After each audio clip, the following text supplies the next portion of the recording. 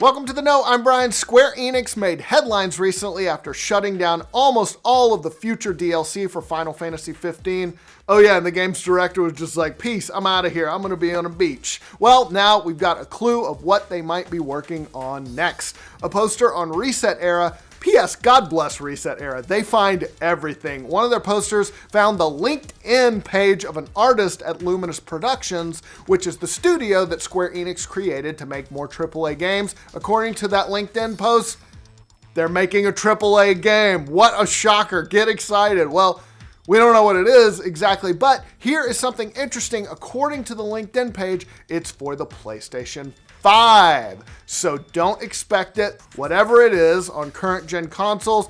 But given Square Enix's development time, this means we can expect the PlayStation 5 in 20 years. I'm going to be gentle, 20 years. They never bet against Square Enix. They are the kings of development hell. So who the hell knows? All right, looks like we've got one more nail in the coffin for Telltale Games.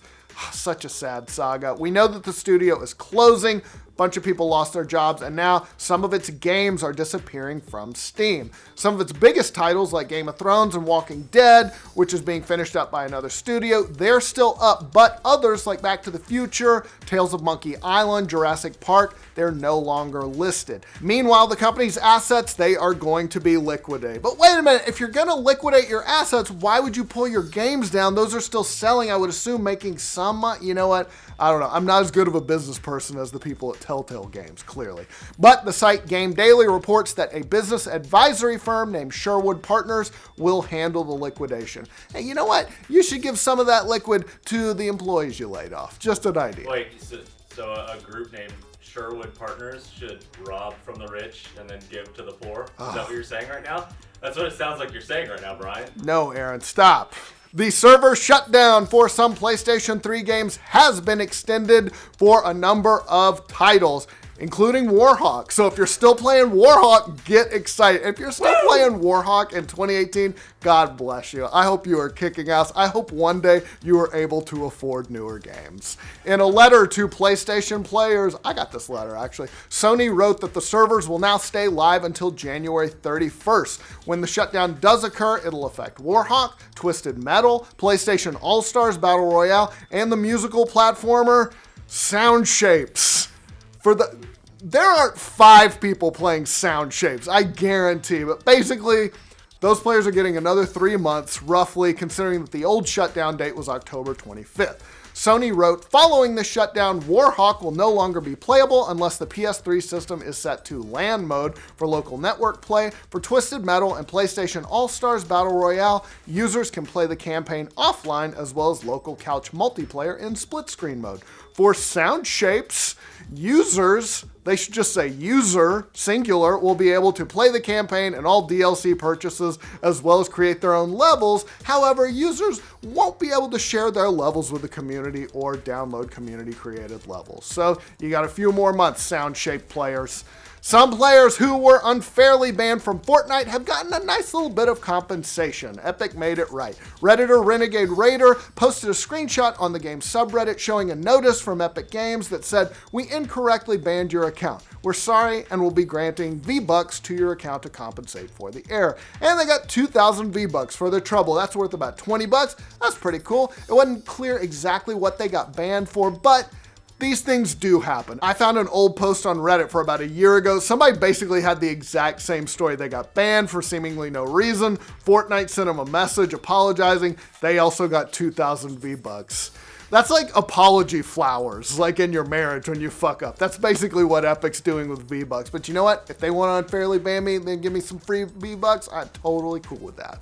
All right, we got an NES Classic, a Super NES Classic, and so naturally fans are wondering, what about a Nintendo 64 Classic? After all, holidays, they're almost here. I would totally play one of those little mini consoles. Well, none other than Nintendo of America president Reggie Fils-Aimé himself talked about the possibility to Kotaku. Actually, he didn't sound too hopeful about it at all. He said, "We were clear when we did the first 2 classic series that for us, these were limited time opportunities that were a way for us as a business to bridge from the conclusion of Wii U as a hardware system to the launch of Nintendo Switch." He went on to say, "We've also now been very clear that as the consumer looks forward to engaging with our classic content, that is going to happen happen more and more with the subscription service. So basically, if you want more classic games, he's saying subscribe to Switch Online.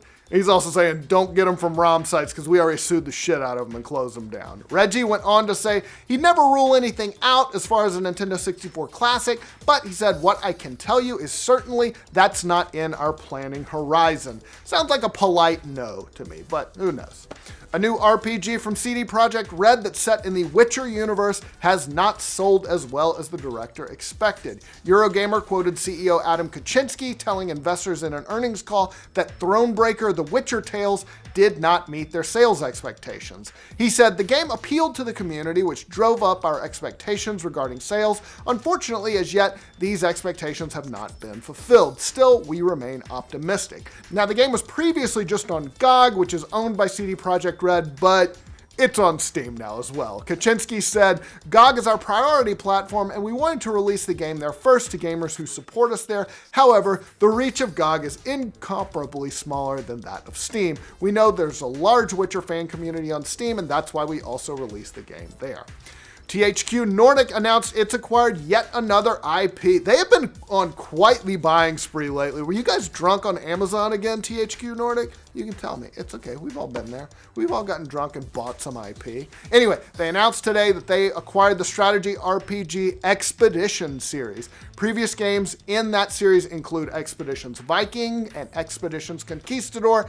And THQ added that they're now working with the Danish RPG developer Logic Artists to start development of a third game. So definitely some cool news for fans of that series. All right, some entertainment news to close up on. Feels like James Cameron has been working on Avatar sequels for forever at this point, but it was still a little shocking to hear him say recently, all the main actors are done. They've wrapped. The director released a video through Twitter from the motion capture stage on Avatars 2 and 3 in support of the upcoming Alita Battle Angel, which he produced. It's coming out in February. But in the video with regards to Avatar, he said he's still wrapping up some motion capture of stunt people doing stunts, but that all the main actors like Sam Worthington, Zoe Saldana, Sigourney Weaver, Stephen Lang, and Kate Winslet have all done their parts.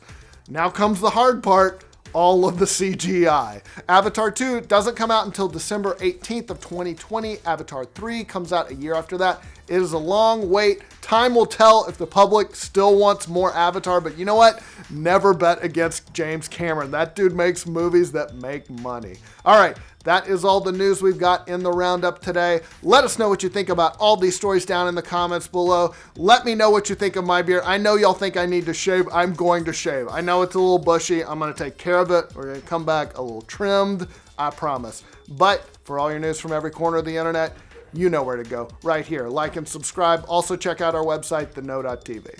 About a year ago, I found a post on Reddit where somebody named FencePanel1 posted a similar... Wait, let me try that again. Now, the game, it was previously exclusive to GOG, which is owned by CD Projekt Red, but now it's been on... Now, the game was